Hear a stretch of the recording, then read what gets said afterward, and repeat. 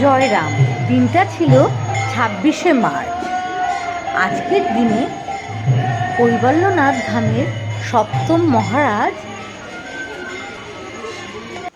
কালীপদ ভট্টাচার্য মহাশয় আজ রাম ঠাকুর মন্দিরে, গেটবাজারের রাম ঠাকুর মন্দিরে দীক্ষা দেবেন।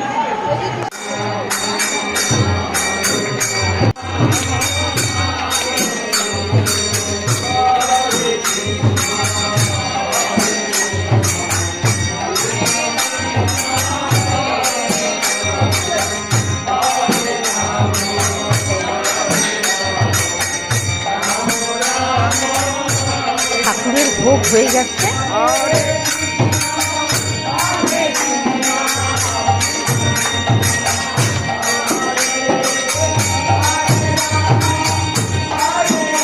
এবার প্রসাদের সাথে মহাপ্রসাদ মেলানো হচ্ছে।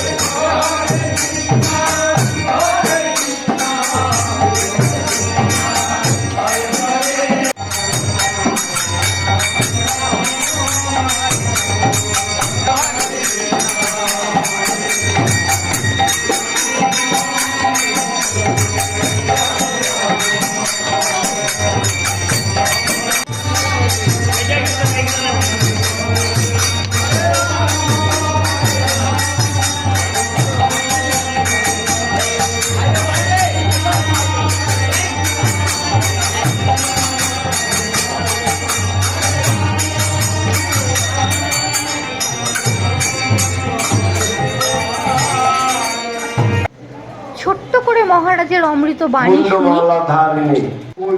এই ঘরেই দীক্ষা দেওয়া হয়েছে।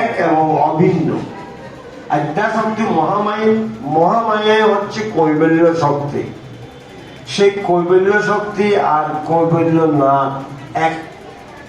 তাই তিনি বলেছেন কৈবল্য শক্তি ভিন্ন, কৈবল্য নাথকে চিন্তা করা যায় না।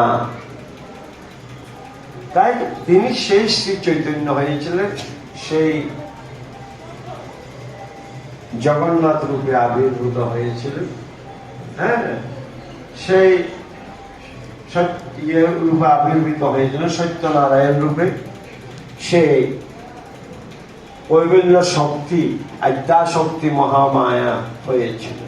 তাই এবার ভক্তরা প্রসাদ গ্রহণ করতে যে যার জায়গায় বসে গেছে। কৃষ্ণা কাকিমার পাশের জায়গাটা আমার, তারপরে জয়ন্তী, তারপরে ম্যাডাম ও দিদি।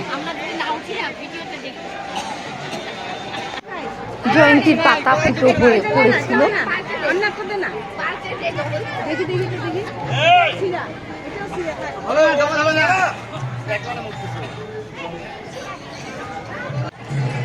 এবার পাতে পড়ল অমৃত।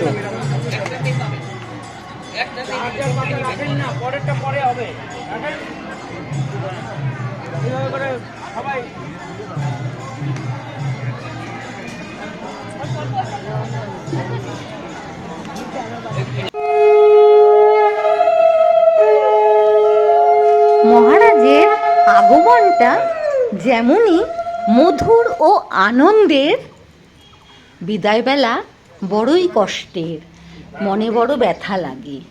কিন্তু হাসি মুখে বিদায় তো তাকে দিতেই হবে, তার যে অনেক কাজ বাকি পড়ে আছে। ভালো থাকবেন মহারাজ, সুস্থ থাকবেন। আগামীতে আবার দেখা হবে আপনার সাথে, এই আশা মনের মধ্যে নিয়ে আপনাকে প্রণাম করে বিদায় জানালাম। ভালো থাকবেন, সুস্থ থাকবেন।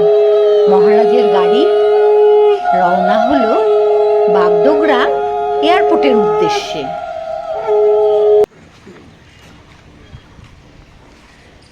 জয়রাম।